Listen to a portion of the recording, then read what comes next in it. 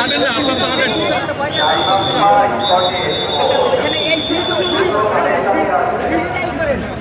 আস্তে আস্তে হাঁটেন ভাই।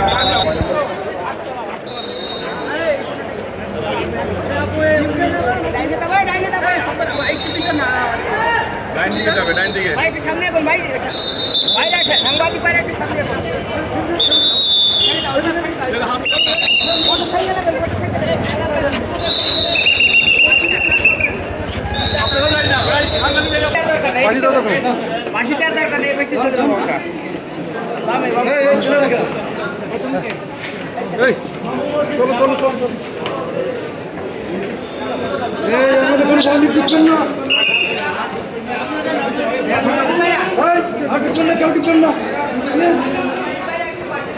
এই ফ্যাসিস্টদের অন্যতম দোসর এই জাতীয় পার্টি, দ্যাটস মিন জাতীয় বেঈমান, যে রওশনপন্থীর যে মহাসচিব কাজী মামুনুর রশিদ, তাকে সন্ত্রাস বিরোধীর একটি মামলায় এই বিজ্ঞ সিএমএম আদালতে তুলে তাকে 10 দিন রিমান্ড চাওয়া হয়েছিল আয়ের পক্ষ থেকে। আমরা যারা রাষ্ট্রপক্ষের আইনজীবী ছিলাম, আমরা যারা প্রসিকিউশন টিম ছিলাম, আমরা রিমান্ডের সাপেক্ষে আমাদের বক্তব্য তুলে ধরি এবং আমরা তার জামিনের ঘোর বিরোধিতা করি।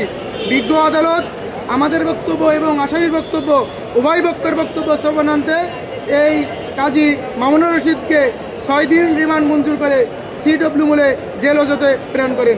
মন্ত্রীপাড়া থেকে এনায়েত করিম নামে এক বাংলাদেশি বংশোদ্ভূত কাজী এনায়েত করিমকে এই মন্ত্রীপাড়া থেকে গ্রেপ্তার করে।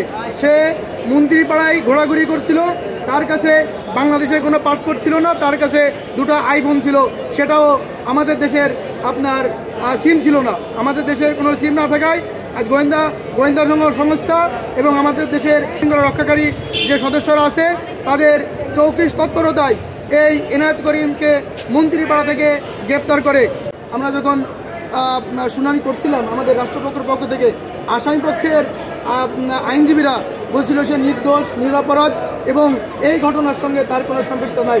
কিন্তু আয়োর প্রার্থিতা মতে আমাদের আয়ো যে তদন্ত করেছে সেই তদন্তে উঠে এসেছে এই এনায়েতুল করিম যে একটি পার্শ্ববর্তী দেশের গোয়েন্দা সংস্থার একটা এজেন্ট, তাকে এয়ারপোর্ট থেকে রিসিভ করে তাকে হোটেল সোনারগাঁয়ে নিয়ে যায়। হোটেল সোনারগাঁয়ে নিয়ে এই কাজী মামুনুর রশিদ বা পার্শ্ববর্তী দেশের একটি গোয়েন্দা সংস্থার সদস্যকে তার সম্পূর্ণ খরচ বহন করে।